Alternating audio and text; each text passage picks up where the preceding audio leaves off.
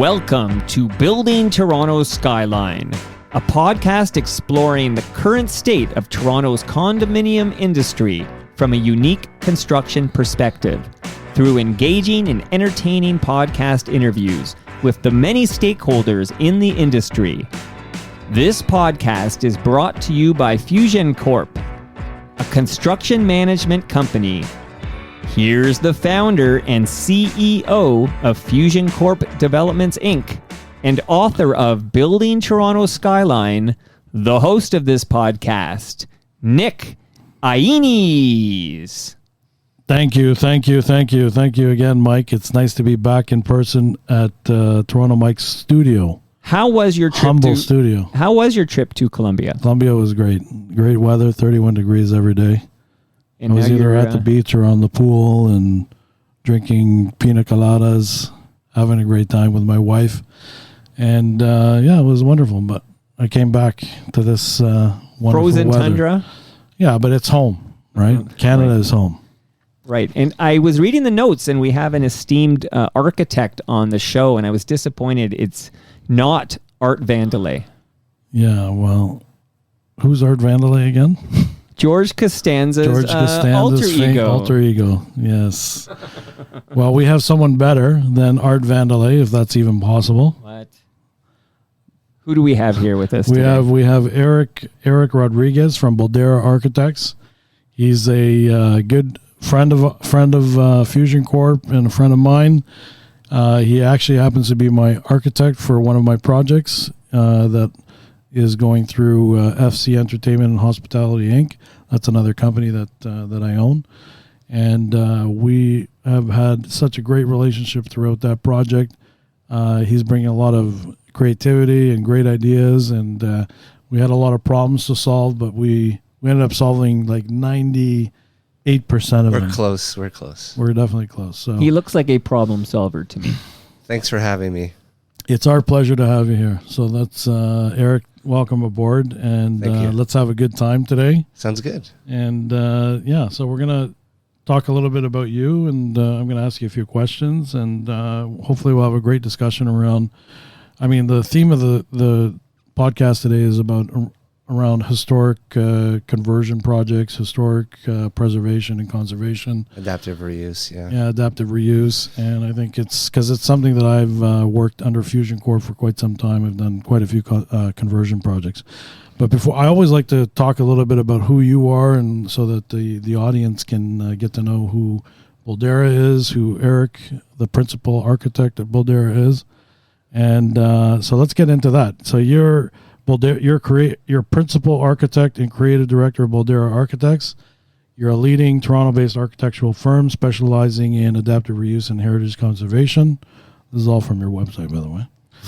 And under Eric's leadership, Boldera is redefining modern architecture by transforming historic structures into innovative, sustainable spaces that preserve their cultural essence while maintaining contemporary needs. That is the goal. And I think that's a good mission statement, and it's true. Mm-hmm. And I can testify absolutely that it's true. So we know each other, obviously. I always let the audience know if we know each other. We do know each other. You're working as an architect for a project of mine, and I've mentioned that already, FC Entertainment and Hospitality. It's called the Royal Rose Court, and it was named after my late mother, and it's a venue. It's an entertainment venue with dining facilities, and we're going to get into that a little bit more. But you've got a background in art and heritage experience that we want to learn about today. And I think at the end of the day, we were looking for someone who had the experience to do our project.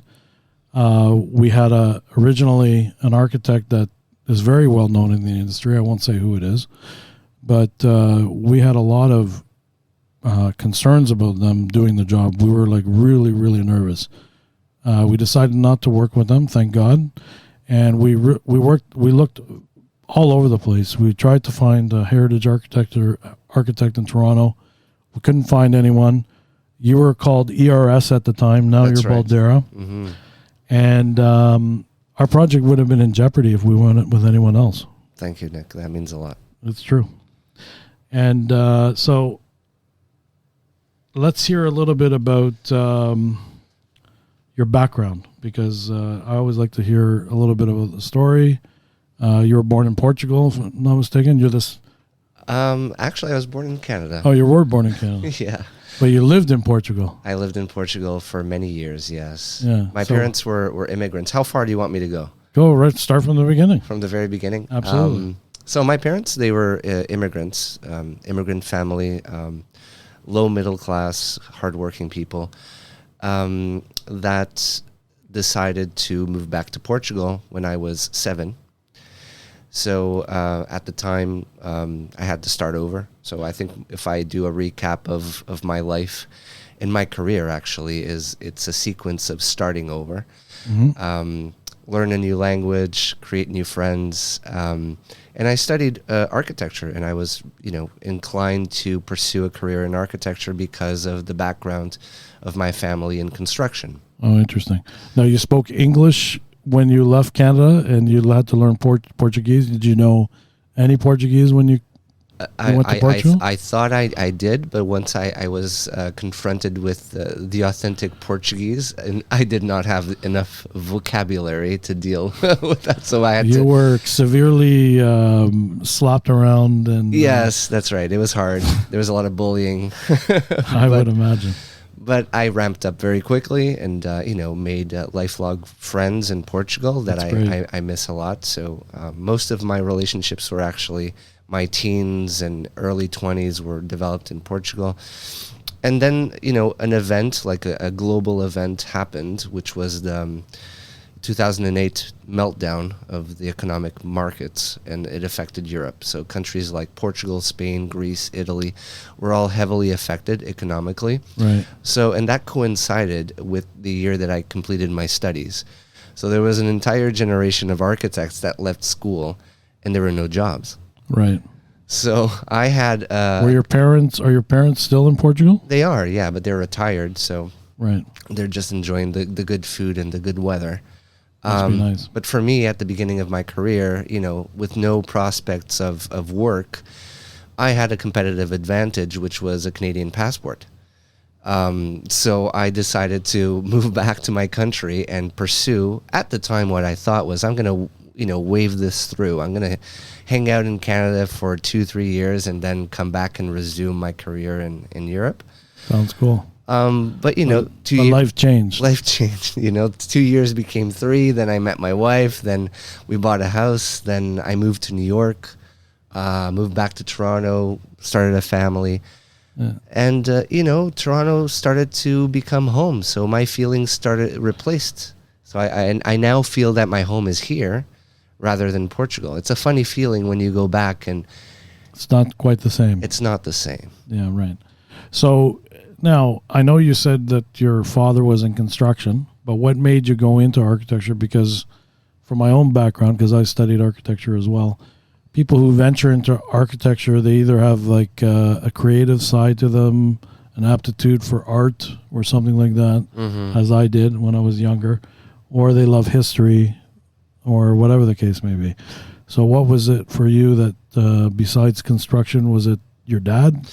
Yeah, my dad, I do recall being, at a very early age, seeing how my dad, my pops used to talk about architects, like he would have them in such high regard and, respect their recommendations.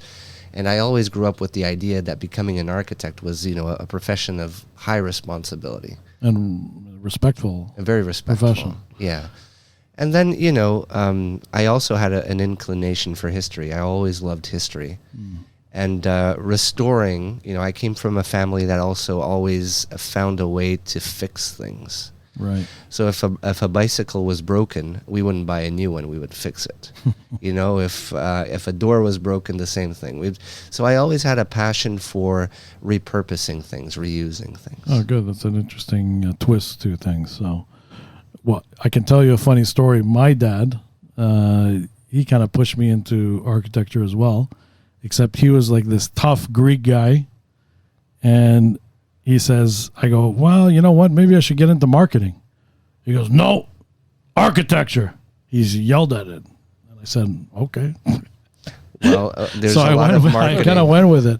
There's a lot of marketing in architecture. I actually think that an architect that is not a good marketer cannot sell his ideas to the global market. No, for sure. I think if you're a business person, you're always selling your ideas. If I'm dealing with a trade, I'm selling my ideas to negotiate with your them. Your perspective. Yeah, sometimes it's a good way to negotiate with people. So you're always selling no matter what you're doing. That's right. Whatever profession you're doing. So, yeah, and then you went to the school, University Lusíada? Lusíada, yeah. Lusíada. Close enough. It's named after one of the most important books in Portuguese history, which are the Lusíadas. Oh. It's a book that tells the story of the Portuguese navigations in a poetic form. Do you know that, Mike? I learned something today. I had no idea. Okay. Yeah, Mike doesn't know much anyway. So if I don't know, Nick, I've learned more in my illustrious year than you'll ever know. Oh, okay. See, but I didn't know that. It's not correct. You don't know this one, though. I can't even pronounce that word. Say it again. Lusíadas. Lusíadas. Lusíadas. Portuguese is not an easy language. It's like is it a mix between French and Spanish or something like that? And Italian? It's a Latin influenced language. So it's close to Spanish. We understand French as well. Romanian also. Yeah. So. Well, that's great. Yep. Well, we don't want to spend too much time on that, but it's a great background that you have. I think living in Europe probably brought you to seeing a lot of historic buildings and stuff like that, and I think that's very, very interesting. And so let's get to Canada, because you started your career in Canada, and I think here's what I noticed. You worked for Diamond Schmidt Architects, Hawk, Q4 in Canada, and then you made it to New York City at some point. That's right. Skidmore, Owens and Merrill, which is a very respected, well-known architectural firm in New York City and around the world. That's right. Yeah, exactly. So when I came to Canada, I remember that I came here for a week, and I had a sequence of interviews at perhaps all the big firms here in the city. And what really made me decide to pursue my career at Diamond Schmidt was their also shared passion for repurposing buildings. And primarily the National Arts Center would be, if I would summarize my career there, it would be the most important building that I worked on. Interesting. Which at the time, the mandate was... That was one of my questions, by the way. The mandate was to complete it before, I think it was the 150th anniversary of Canada. So the ceremony would be held at the National Arts Center. So we were under tremendous pressure to complete that building. And it was not necessarily an adaptive reuse, but it was a rejuvenation of a very important historic building for the country. Right. That sounds great. Yeah. When I moved to New York right after, and I was actually promised to work on a high-rise, because SOM, they're known for their super tall buildings. They're one of the few architectural firms that has that expertise of designing, super tall buildings, like the Jeddah Tower, the Burj Khalifa in Dubai. They're not quite as high in New York yet. Yeah, but so they do have that in-house expertise. So when I moved to New York, I thought, hey, I'm going to learn from the best. I'm going to design these super tall buildings. But when I got there during my onboarding, they looked at my resume and they saw all this experience with adaptive reuse that they shifted gears. They're like, no, we're going to put you on the Waldorf Astoria Hotel. Were you happy or upset about that? Well, I was surprised, but then I understood. Like Steve Jobs has this very famous saying that you can only connect the dots when you look, backwards, not looking forward. And when you see all the things that happened during your career, you understand what led you to the place you are today. Interesting. And so, like the Waldorf Astoria was, and perhaps still is, one of the largest adaptive reuse projects in the world. It was at the time a $1 billion project. and the mandate was to restore the building, upgrade it to modern functions and performance, and divide it between hotel and luxury residences. But my personal life got in the way. So I had, my girlfriend at the time. She was in Toronto or she New was York in City? Toronto. Okay. I was in New York, and I wanted to come back to Canada. And SOM had no offices in Canada, so I moved to HOK, which is another global architectural firm that has an office in New York and in Toronto. So I was hired by the New York office to work on a New York project, also an adaptive reuse project of a heritage building. Yes. They wanted it was an office building that would be transformed into a restaurant, membership club. And where was that? In Brooklyn. In Brooklyn. It's called the Franklin Building. Yeah, I saw that in your resume as well. And so that project, I started it in New York, but I asked to move back to Toronto. So I was working in Toronto, back home, on a New York project. Did you like living in New York City at the time? Oh, it was amazing. Yeah, it was there's fantastic. There's history everywhere you walk in New York City. That's right. But you also, you work very hard in New York. Especially when you're trying to make it, you're like leaving the office at 9 p.m. every day. Yeah. Eric, if you can make it there, you can make it anywhere. That's right. That's Chairman right. of the board, right, Nick? You got it. What can I say? Francis Albert Sinatra. Yeah, if you can make it there, we're going to sing that today. I want to wake up in a city that never There's sleeps. Full of sheep. Just kidding. I couldn't even think of it. You put me on the spot. Yeah. I was ready to sing, but I couldn't remember the lyrics. We'll do it next time. We'll do it next time. So that's sounds like a pretty good start to a career. And That's right. You're getting a lot of experience in the U.S. and New York City, which is probably very exciting. I wouldn't want to work there today, but in New York City. Yeah, but, when you're in your early 30s, it's pretty exciting. Yeah, it is pretty exciting. Even when I went to New York City, I said, "Oh wow, let's do something here." Oh yeah. So I it's so still amazing. have that plan, Nick. So perhaps you and I can do something there together. Oh, that's Well, great. what's this? What are we talking about here? You guys have a plan? This is something that I haven't even heard about.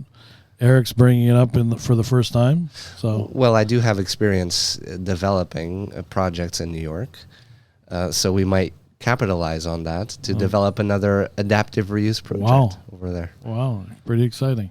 Can't wait to hear more about it. But not on the show. But okay, well, let's moving on. You did a lot of exciting things in your career. Let's talk about the art of the conversion, if you don't mind. Sounds good. So I always thought the art of conversion would be an excellent book title. Definitely. I've written a book on building Toronto Skyline. Another book is coming out. It's called Battle of the Skyscrapers, Then and Now. That's soon to be announced. When's that coming out, Nick? It's going to come out, I think, probably early 2025. And we explore all the super tall skyscrapers starting in the early turn of the century to modern day. And, these super tall buildings follow the money that I've kind of discovered throughout this experience writing the book. And so it's interesting because it starts in United States and then it ends up being in Chicago. out in Asia. You have to talk about Chicago. Yeah, we talk a little bit about Chicago, but then it follows into Asia and then starting in Japan, then Hong Kong, Singapore, and then China, and then now it's in the Middle East. That's where the power is, in the Middle East. They're building the tallest structures in the world right now. But I'm not going to talk about my book. I'm here to talk about everything that's you're up to. But I thought that would be a great book to write about, is the art of the conversion. Exactly. If Maybe you should write it instead of me. Well, I do have something in mind, and I would call it really the bold era, if I could. Oh, that's cool. I like that. The bold era. Exactly. We're getting a lot of exclusives here Great today, ideas. Great ideas coming here. Wow.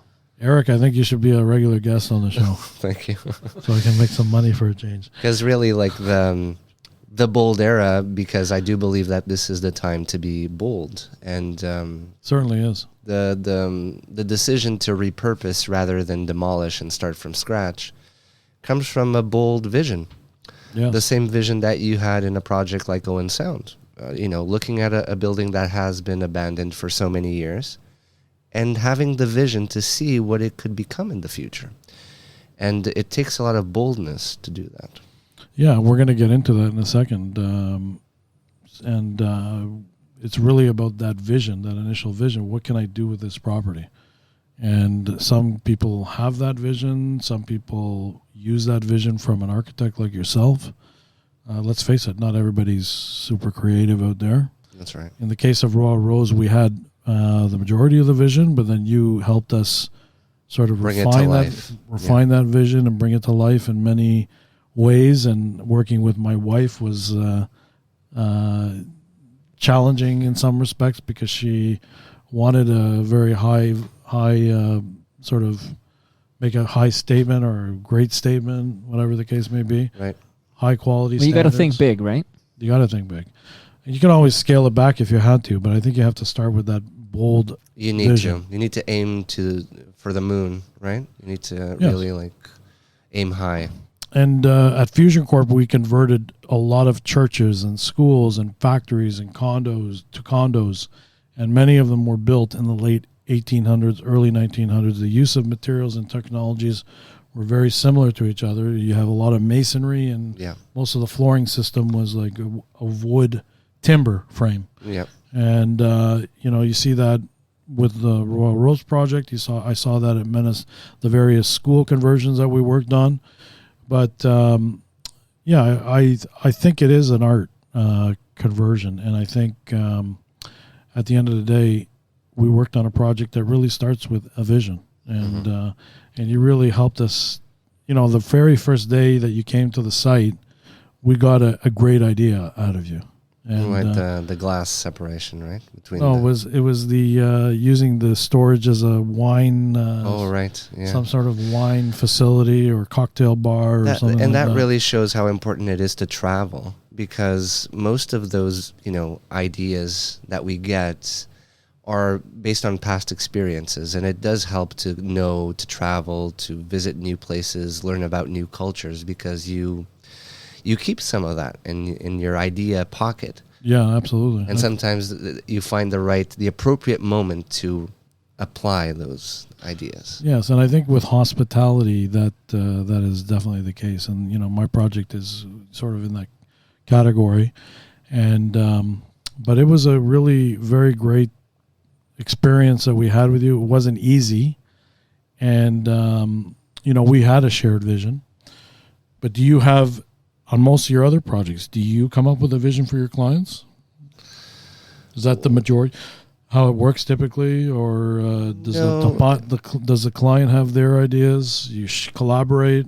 I think always think of myself as a vessel to materialize my client's vision. Mm-hmm. If you look at my projects, you'll see that there's not a consistent style on my projects. Every project is unique. It's a representation of a place where the project sits, where it exists, but mostly it's a representation of my clients. So what happens if you have a client that doesn't have a vision? Because let's face it, there are people who are numbers people. That's right. Not everybody is a creative thinker. I'm not trying to pat myself on the back, but I just have a lot of experience in the industry, so to know what we want to do. So, for example, in your case, it's not one client, it's two clients.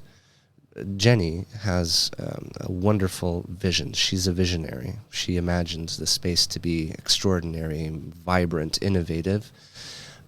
With your experience in construction, have a more pragmatic approach to things, because you know how hard it is to execute certain ideas.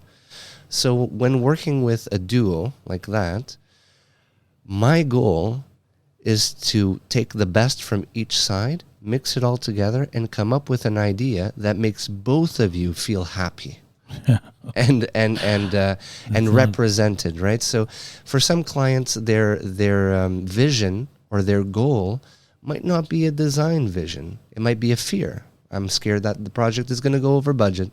I'm scared that I'm not going to get, approval. So my goal as the architect working with a client is to reassure them and make sure that, whatever it is, if it's a challenge or a design vision, is achieved. Yeah, that sounds good. So you're almost like this empty vessel, at least initially. I need to but I need to feed on my client's ideas to spark that creativity. Exactly. Process. That's interesting. So, when adapting a sort of a heritage building, in the case of Royal Rose, we kept a lot of the structure intact. So do you think that's a good idea for adaptive reuse to retain most of the building, the structure, et cetera, et cetera? That is adaptive reuse. Like your project is true adaptive reuse. True adaptive. It's like textbook adaptive reuse. There's a common treatment in Toronto for heritage buildings that is, I call it the Toronto special, which is the facade, keeping the facade and demolishing the rest of the everything building. Else. Which is, from my perspective as a heritage architect, the lazy approach. Because repurposing a building is hard. It's very challenging. This is interesting only because my first thought goes to the Scotiabank Arena, right? Which was like an old post office there. But essentially they keep the facade and then they gut everything. Right. That's not adaptive reuse. It's more like retaining a facade. Yeah. Interesting. And you see that everywhere downtown, unfortunately.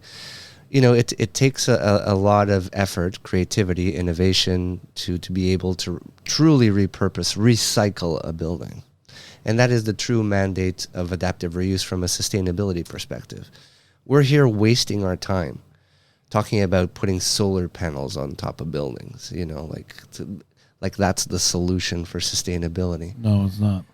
And we're demolishing 90% of buildings and spending so much time and effort building these very complex steel structures on the outside to keep that sliver of the facade standing up. Exactly. For what? For the purpose of a facade, really. Interesting and good point. I think I agree with you. And so when you talk about adaptive reuse, historic preservation, is there like a checklist? Standard process that you go through typically when you're designing these buildings, or is it? I mean, obviously it's going to be unique in every aspect. However, there's got to be some sort of things you do that is basically repetitive from one project to another when it comes to adaptive reuse. Right. So adaptive reuse can be of a heritage building, which in that case, depending on the level of protection that the building has, we may need to retain as much of it as possible. Like if it's in your case, you have like a Part 4 building, like a designated building, which is the courthouse, and then you have listed buildings which have more flexibility on what you can change. What you can do with it, yeah. But adaptive reuse doesn't need to be just heritage buildings. You can do adaptive reuse of an industrial building and transform it into lofts, apartments, right? Or an office building downtown, a modern office building downtown that you can convert into condo buildings. Yeah, absolutely. That's also adaptive reuse. So when you're doing that in a project of that nature, my checklist would be, does the mechanical systems of the building, are they appropriate for residential? What would be the impact on on the base building for us to start running ducts up and down the building to be able to provide, plumbing, HVAC to each of these units. Because adaptive reuse, I'll only recommend it if there's a financial case for it.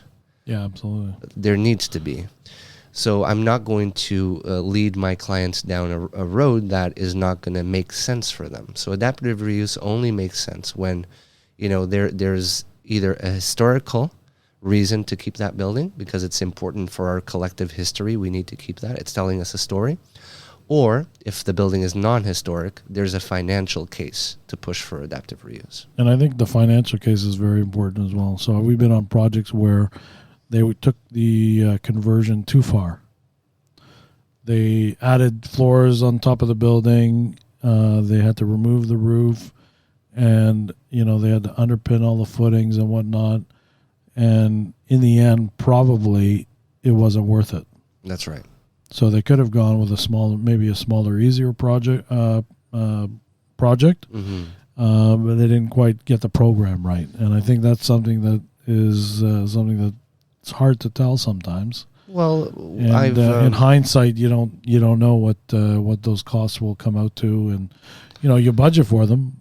And believe me, they budgeted for everything, but there's so many sort of unknowns when it comes to renovating these structures. That's right. That's why, because I specialize in adaptive reuse, and I start every project with an in-depth feasibility study. So before jumping into design too quickly, which might lead the client down that road of making abrupt decisions or bad financial decisions, we invest a little bit more with research and feasibility initially to really ensure that, from a cost perspective and even execution perspective, that the building, adapting the building is the right choice for the client.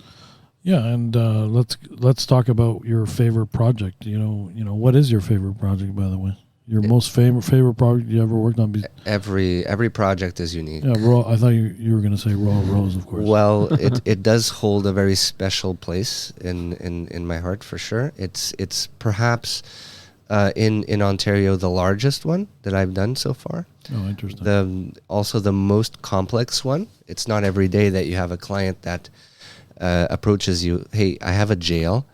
Can you make this into a wedding venue? Okay, I have a question here. So we've referred a few times to the Royal Rose in Owen Sound. Okay, can we get some specifics for the listeners? So you just revealed right now this was a prison?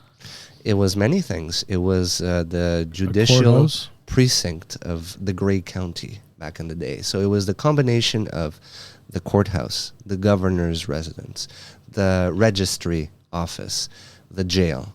So it was basically a one-stop shop for the entire county. So Fusion Corp, is it Fusion Corp or who's So FC Entertainment and Hospitality Inc. is the owner of the project. Okay. And that's me as well. Okay, so you purchased this old court prison building in Owen Sound, and then you worked with Eric on repurposing it. And what's it going to be when it's said and done? It's going to be, I'll get into the description. I'm actually getting right there. Okay, right Nick, sorry, I didn't see your notes, but you've whet my appetite here. I need to know as much as you can tell me about the Royal From the Rose. visionary himself. I'm going to tell you, we're going to both explain it, and Eric can get into some of the architectural elements. Okay. But it's, first and foremost, it's an entertainment venue and with a state-of-the-art kitchen and catering component. It also includes the main venues, which is a courtyard, a courtroom, and a glass pavilion and main garden pavilion. There's a discovery walkway and museums / gift shop. There's going to be a bistro and patisserie, a restaurant, and where the jail is right now, there's a cocktail bar and a speakeasy on the third floor. And in the courtroom by day, you're going to have a business and social club with wine and spirit storage and a cigar lounge in the top tower, which is really exciting and cool. And last but not least, we have a shared workspace on the main floor and a business incubator. And so how much of this idea did you bring to Eric, and how much did he, put icing on this beautiful cake? Well, some of it was there already. However, we shifted the vision or adopted the vision when Eric came on board. But most of it came from you. Yeah, well, we're just trying to pull. Or is it your wife, Nick? Let's be honest. It's both of us. It's my wife. Tag team. No, I mean, listen, Jenny and I, we share the same vision. There's no question about it. I'm looking to squeeze as much revenue as I can out of the building, and I thought that having a lot of different sort of activities in the venue is the way to go. And it's kind of similar to call it Liberty Entertainment in Casa Loma. They have the venue, they have the restaurant, they have this museum space, and they also have all these entertaining factors that are happening there all the time. In winter, they have Thanksgiving, they have Easter celebrations. They've got that Halloween tour and Christmas tours and stuff like that at Casa Loma. So it's very exciting. We hope that we can do something up in Georgian Bay in that area as well. And like, can musicians play here? Have your wedding there? Is this? Yeah, absolutely. That's the whole. The pavilion specifically is a multifunctional facility. It could be for a wedding, but it could be for a concert, and it could be for a corporate event too as well. So a lot of things can happen. And you know what? I don't think there's we don't have a lot of competition for that sort of product in Georgian Bay, particularly in that area, not even in Collingwood to some degree. But I think it's going to be great. And Owen Sound is growing as a city. So we're very happy. We're very excited, but we're also past mostly all the planning approvals. So they're all done. And we're looking to gear up to start maybe in early 2025. Wow. Okay, stay tuned. Stay tuned. And it's definitely an example. And, once completed, it's going to be a positive example for other people to also see that it is possible through adaptive reuse to keep our historical buildings and give them a modern function. Because we don't really need, we don't need more museums. We have all these old buildings that are just we need buildings that have a function, that are contributing to the community somehow. And your building is going to, completely transform Owen Sound. And you know what? You look at all the great cities around the world, and I'll just give you a few examples. You go to New York, they're full of historic buildings. Toronto or York used to have a ton of historical buildings, and we tore them all down. There's actually a book called Lost Toronto, which showcases some of those buildings, how beautiful Toronto was one day. Yeah, and look what we got now.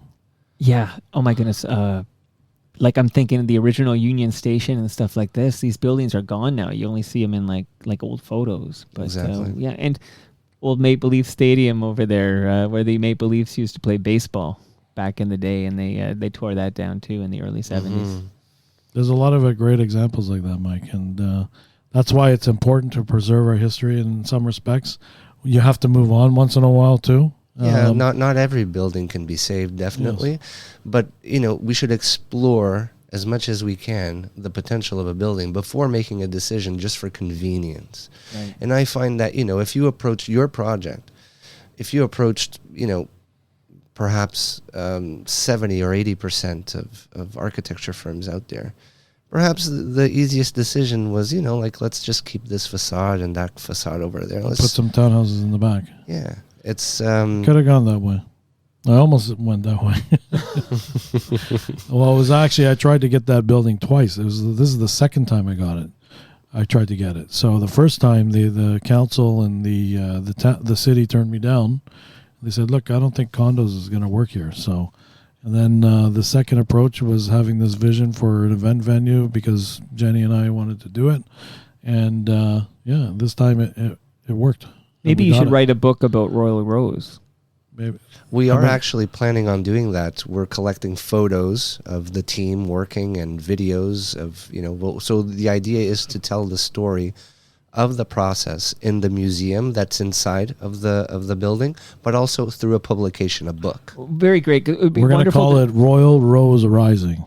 That's you're a creative thinker. He's got the alliteration there. Okay, actually, your alliteration. Someone else came up with it, but I took it. Because it'd be fascinating to see photos as it was originally purposed, to see photos of it back in the day and then compare the work you did. Well, the good thing about older buildings, and maybe Eric can elaborate on this, is that they tell stories.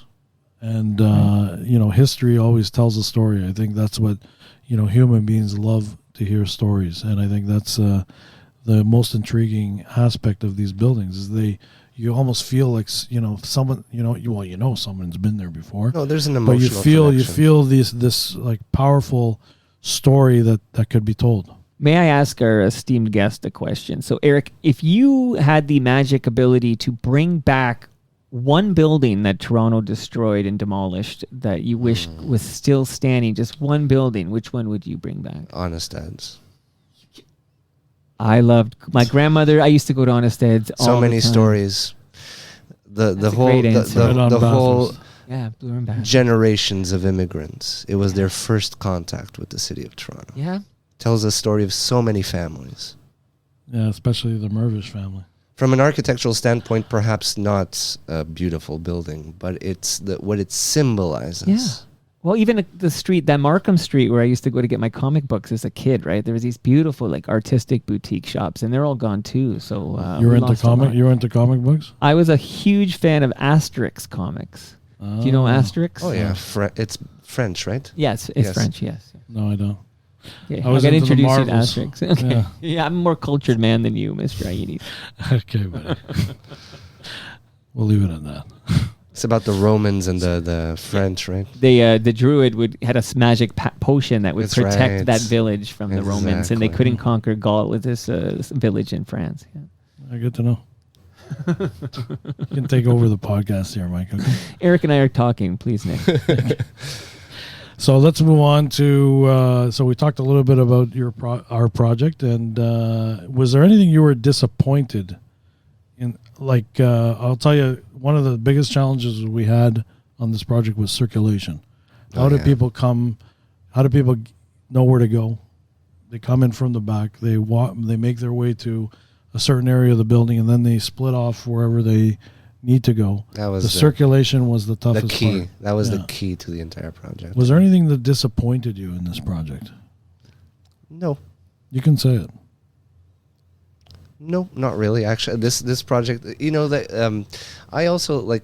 It's just my personality. Like for me, like if there's a challenge, I just look at it as a challenge. Yeah, it's for just sure. I don't get bummed about anything. It's just part of the process. Oh, of course. And I'm not here, and this is very important. It took me a long time to understand this, because when you study architecture, you're almost taught to be like a poet or like a egocentric architect with wearing like a black turtleneck and round glasses. Like you're, and like and you're Vandalay, right? Like you're the best thing that came into this world, and everyone should just follow your ideas and recommendations. Where I think that an architect, in essence, is here to help visionaries, clients, to build a better world, right? To build better communities. And in my case, because of my passion for history, is to help keep those stories alive. Interesting. And it is a treat to find clients that think the same way. And challenges are just part of the process, right? You deal with challenges every day. My God. We don't have that much space on the hard drive. We don't have too much time. Yeah. Mike, when am I going to be invited back on your show? I can't wait. So I can't. My headphones, they're not working right now. You can let's speak up. So let's. So moving on to another topic, which is very interesting, is the future of conversion, adaptive reuse, historic preservation. You think about these buildings; they were built with an entirely different purpose, and now, 100 years later, we're changing it. But it takes a great effort to do that. That's right. So, how can we do things differently, keeping future uses in mind architecturally, structurally, mechanically, with other uses in mind at the end of the day, in mind? That's right. So there's two ways to look at that. One of them, talking about historical buildings.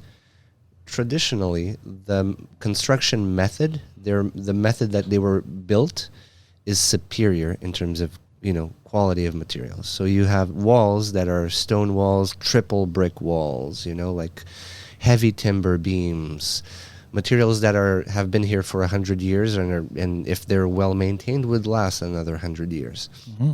So when you're working with a building that has that skeleton, it's easy to repurpose, right? Because it's basically just a cosmetic job and making sure it's meeting the Ontario Building Code from a safety perspective, fire safety perspective, right? When you look at a modern building, that is glass on 4 sides, that uses a lot of steel frame construction and gypsum board. Well, it's concrete too, a lot of concrete construction as well. Repurposing that building is a little bit more challenging. There's a little bit more waste. And it's, at its essence, very hard to make it a sustainable building. Because if you look at a historical building, the percentage of windows versus enclosed wall is probably 70-30%. For a glass tower, it relies on mechanical equipment to make it livable inside. You need to have AC, you need to have heating, or else those buildings wouldn't work.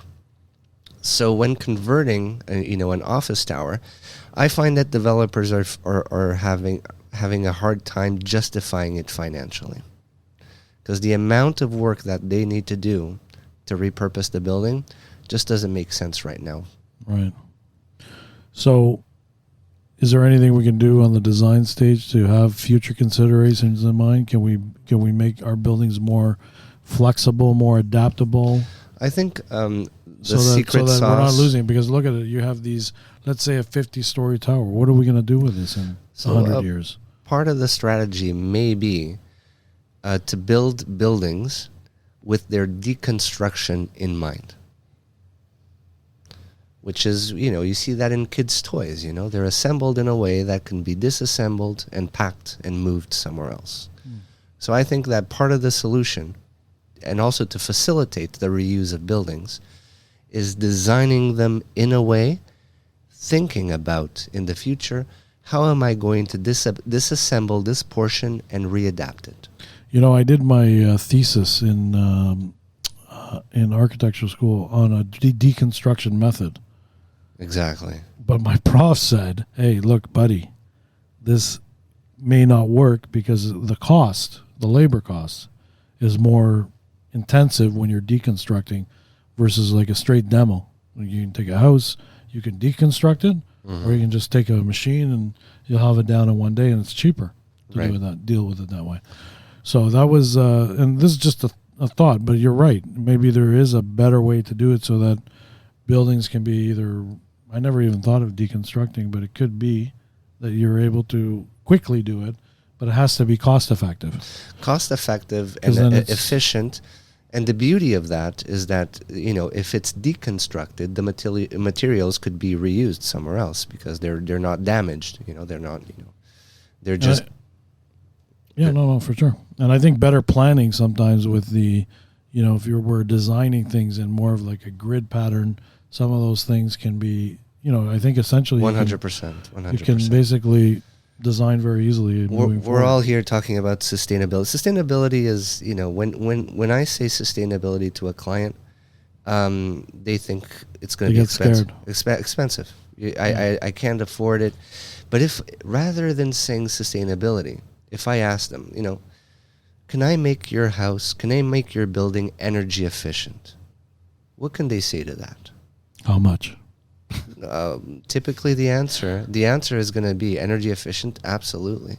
I'm going to save money. We're going to save on utilities. But down the road. Making it sustainable, they think I'm going to add all these bells and whistles to the building to make it sustainable. But the secret really is designing it to be energy efficient. Absolutely. And I think ideally, adaptive reuse is a form of sustainability in itself. It's the highest one. Yes. And you're an advocate for sustainable development, obviously. You're firm in everything you stand for. And sustainability, it's good to clarify what that means, because people have, a wrong idea about sustainability. Sustainability is an ecosystem. Mm-hmm. It has obviously the environmental considerations, but sustainability from a human perspective, what is that building going to contribute to a community? But also from a financial perspective, is this sustainable financially? It has to be. Is there a business case for this building even to exist? So if all of these things, environmental, community impact, financial, if all of these things make sense, the building is sustainable. Sustainable, for sure. We learned that a long time ago in architecture school in the early 90s. That was a big subject matter, so it was quite, we were part of all that emerging school of thought, so it was quite great. And so how do you incorporate sustainability in your practice? Do you bring it up on every project? Tell us a little bit about that. Well, the most sustainable building is always going to be the one that you don't need to build. So action number 1, tell me about the building you have. Can we repurpose this? Because if we do that, we've already made the most impactful sustainable decision. Because landfill, demolition, and new construction account for 40% of carbon emissions worldwide. There you go. So if we just don't demolish and build a new building, we don't need to do anything else. The building is sustainable. And I guess that's where you find yourself in the current practice that you have. And what does the future look like for Boldera? What does the future look like for yourself? What are the things that you want to achieve over the next 10 years? Why don't you tell us a little bit about that? So in a nutshell, Boldera's vision and mission is to help visionary clients like yourself transform underutilized structures into vibrant, innovative buildings. That is what we do. So following that mission, I will not stop until Boldera is known as the #1 firm in Canada for repurposing heritage buildings the right way. Wow, that's great. That's a great That goal. means saying no to a lot of clients. We will say no to facadism. We will say no to the wrong types of projects. But we welcome people that understand the value of our history and understand how important it is to repurpose buildings rather than building new. That's integrity. That's excellent. So what about also for yourself? Do you have any side hustles, side gigs that you're looking at doing, or do you focus mainly on Boldera now? Yeah, so as you're a business owner, you know how intense managing a business is when you have staff and even marketing and business development. So I have a full plate. I have a growing family, That's great. 2 beautiful kids, wife. So my goal is to give it my all at work, but when it's 5, disconnect. Enjoy the family. Be a father. Be there for them. I want my kids to have memories of their dad. And that's wonderful. Yeah. That's a great way to sort of how are we doing for time, Mike? Yeah, I'm itching over here to get to the extra, but I just want to say to you, Nick, that this was an amazing conversation with Eric. Like, I was clinging on every word. Fascinating what Eric's doing. Thank you. Thank you. Way better than Art Vandelay is what I'm telling you. Well, listen, I think it's because Eric and I have a very good relationship, and it's we love talking about all sorts of subjects. It's very easy for us to talk together. He felt at home. Look, exactly. He did such a great job. Thank you. And he's a natural. He is a natural. So I want to just say we loved having you. Are we good for time, or we're close to wrapping up here? Yeah. So I want to say thank you very much. It was an honor. You did an amazing job. Is there anything else you wanted to talk about or say today? Don't forget to we should give Eric a plug. Why don't you plug yourself? Boldera.ca? Boldera.ca. www.boldera.ca. If you want to save your building, call Eric, the architect. Thank you very much. Eric Rodrigues.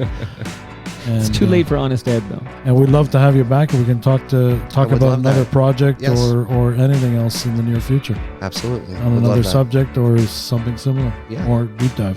But thanks very much. And Mike, you did okay too. Well, thank you for listening to Building Toronto's Skyline, a podcast exploring the current state of Toronto's condominium industry, proudly brought to you by Fusion Corp Developments, Inc. Please share, like, and subscribe. See you again in 2 weeks.